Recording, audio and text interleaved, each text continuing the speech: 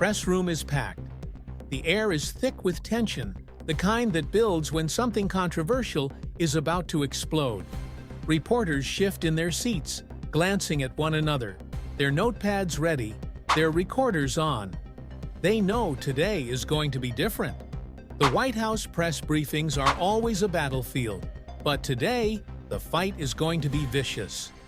Karoline Leavitt takes her place at the podium.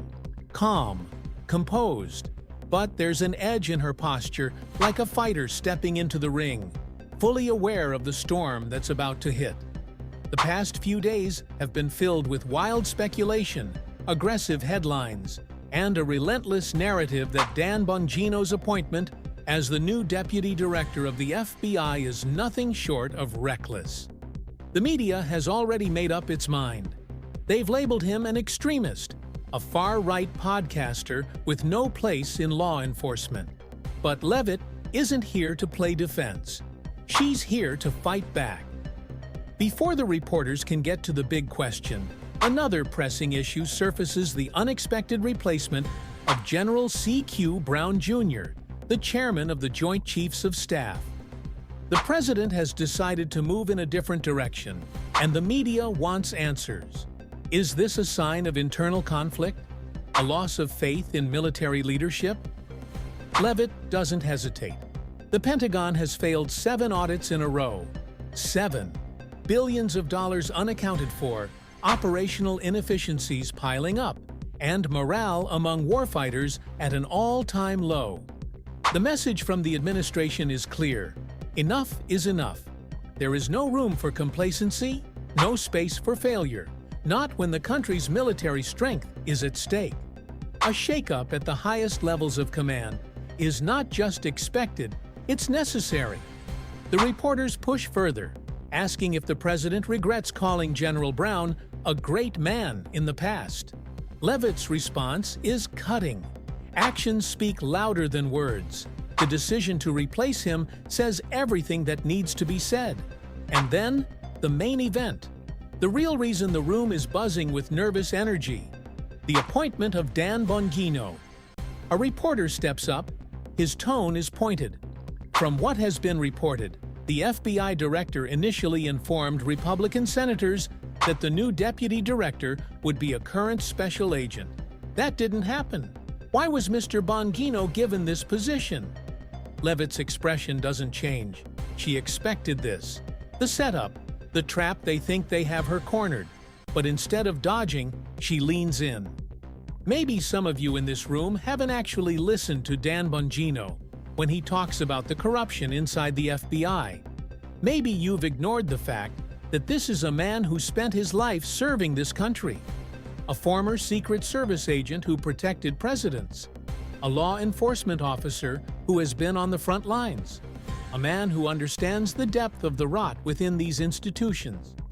The room is silent. The press has spent the past 48 hours branding Bongino as nothing more than a podcaster, a right-wing media figure with no real qualifications. But here's the truth they refuse to acknowledge. Bongino knows how the system works, and that terrifies them. He is not an insider.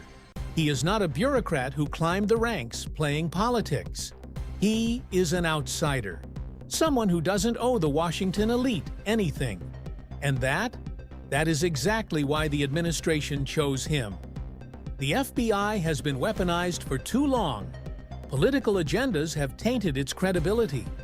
Bongino's appointment is not just a staffing decision, it's a declaration of war against the entrenched corruption that has plagued the agency. But the reporters aren't convinced. They want to know why the administration is choosing people who are seen as controversial. People like Kash Patel, Attorney General Bondi, and now Bongino. They frame it as recklessness, an administration filling top positions with individuals who have an axe to grind. Leavitt doesn't let them twist the narrative. When outsiders take power, a lot of people in this city get nervous, she says, her voice steady. And they should be. This is bigger than Bongino. This is about the entire system. The agencies that were meant to serve the people have become political weapons. That stops now. But the briefing isn't just about domestic issues. There's another storm brewing Ukraine.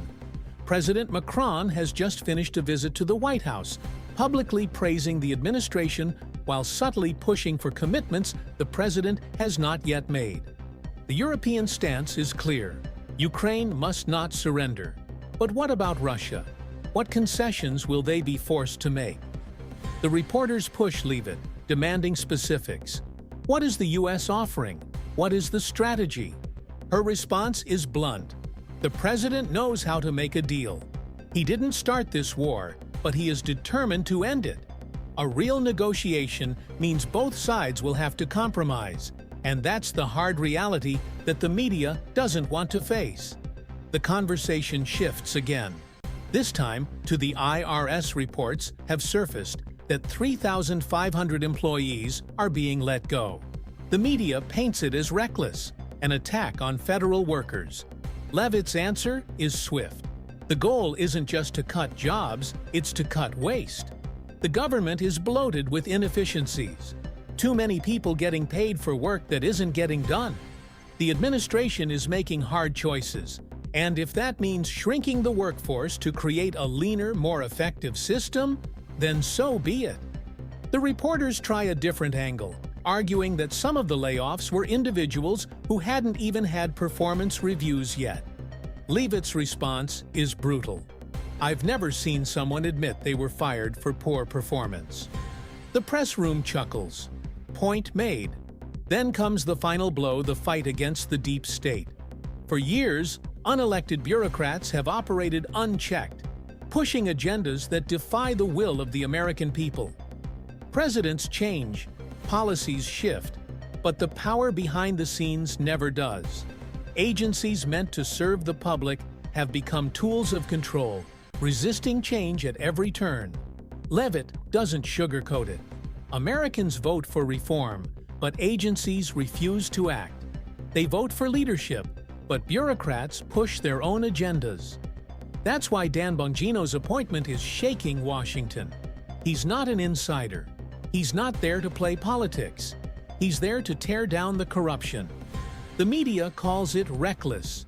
They claim bringing in outsiders like Bongino, Kash Patel, and Attorney General Bondi is dangerous. But Leavitt fires back.